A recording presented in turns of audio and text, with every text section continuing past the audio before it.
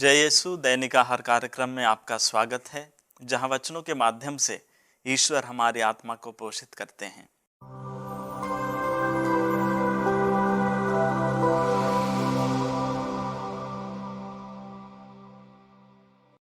तीन जुलाई को हम प्रेरित थॉमस का पर्व मनाते हैं। यह पर्व हम भारतीयों के लिए एक अलग ही महत्व रखता है, क्योंकि संत थॉमस के साथ हमारा अपनत्व है। जैसा कि हम मानते हैं, वे 52 ईस्वी के आसपास केरल आए थे। हमेशा एक बात हम संत थॉमस के बारे में सुनते हैं कि उसने पुनर्जीवित प्रभु पर आसानी से विश्वास नहीं किया था, उसने संदेह किया था।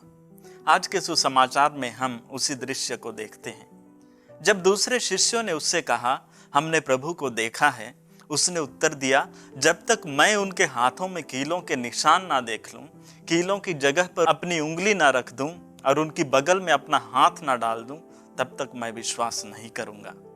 इसी वजह से उसे डाउटिंग थॉमस या शंकालु थॉमस का नाम दिया गया है। संत थॉमस ने संदेह क्यों किया? उसके मन में शंका क्यों हुई थी? यूनानी दर्शन शास्त्री अरस्तु कहते हैं, दृष्टि ही हमारे ज्ञान का प्राथमिक स्रोत है, अर्थात जो हम देखते हैं उसी पर विश्वास करते हैं। अंग्रेजी में वो कहावत तो हमने सुनी ही है, सीइंग इज बिलीविंग, देखना ही विश्वास करना है। इस तथ्य को हम सभी मानते हैं और अपने दैनिक जीवन में भी वही करते हैं। आंखों से देखी हुई किसी भी चीज को हम निस्संदेह विश्वास कर लेते हैं। संत थॉमस भी तो वही कर रहा था। उसने संदेह किया ताकि उस संदेह के द्वारा निश्चितता तक पहुंच सके। उसके मन में शंका हुई ताकि आंखों से देखकर पक्का विश्वास कर सके। संत थॉमस को डाउटिंग थॉमस, शंकालु थॉमस का नाम दिया गया है। लेकिन क्या केवल उसने संदेह किया था? संत मार्कुस के सुसमाचार अध्याय 16 9 से 15 में हमें कुछ महत्वपूर्ण जानकारी मिलती है।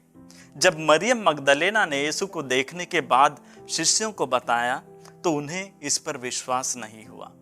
दो शिष्य जो एम्माउस यात्रा के दौरान यीशु से मिलकर आए और शिष्यों को वह समाचार सुनाया, तब भी शिष्यों को उन दोनों पर विश्वास नहीं हुआ। और आगे हम पढ़ते हैं कि उनको विश्वास दिलाने के लिए यीशु को दिखाई देना पड़ा। अब बताइए, क्या केवल थॉमस ने संदेह किया? क्या केवल वही शंकालु थॉमस है? दूसरे शिष्यों ने भी तो संदेह किया और यीशु को देखने के बाद ही उन्होंने भी विश्वास किया था। तो क्या थॉमस को शंकालु थॉमस कहना उचित है? उसके बारे में आप खुद निश्चय कीजिए।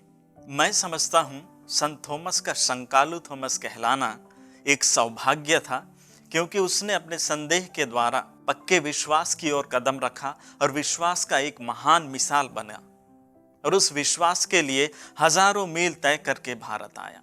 प्रिय भाइयों एवं बहनों, कभी कभी हमारे मन में भी संदेह उत्पन्न होते हैं और अक्सर एक ख्याल आते हैं कि ईश्वर हमारी जिंदगी में उपस्थित नहीं है। विशेषकर इस कोरोना काल में हमने यह अनुभव किया होगा। हम उस संदेह में ना अटके रहें, बल्कि आइए इन कठिन समयों और सवालों के बीच भी संत थॉमस की तरह ईमानदारी और विनम्रता के साथ विश्वास की आंखों के द्वारा ईश्वर को देखने की कोशिश करें।